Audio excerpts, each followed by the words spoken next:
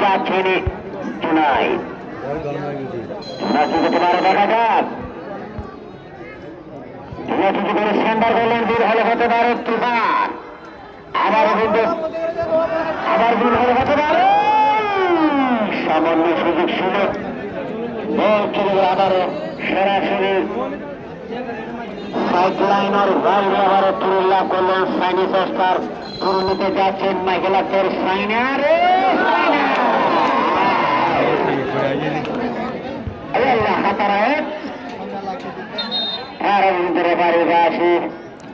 আবারও সুরক্ষি তনহালি ভুলের ফলাফল 0-0 আক্রমণ থেকে ফাঁকা করবেন কিন্তু তোমার দেখা যাক আমার শেষ খাই আবারও বিদ্যুৎ ক্লিয়ার করলেন